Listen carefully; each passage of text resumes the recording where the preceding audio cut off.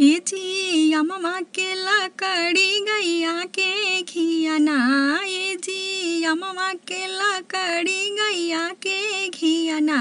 सखी नारायण बाबा यही है हमरे आंगना, सखी नारायण बाबा यही है हमरे आंगन।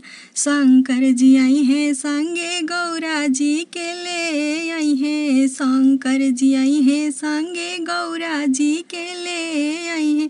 ए जी गौरा जी के गोदिया गणेश लालना, ए जी गौरा जी के गोदिया गणेश लालना।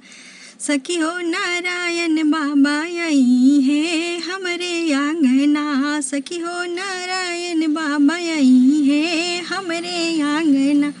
राम जी आई है संगे सीता मैया के ले आई है, राम जी आई है संगे सीता मैया के ले।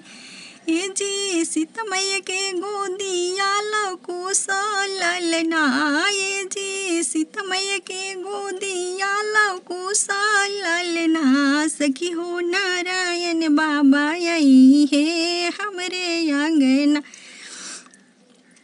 कृष्ण जी आई है संगे रुक्मणी जी के ले आई है, कृष्ण जी आई है संगे रुक्मणी जी के ले आई।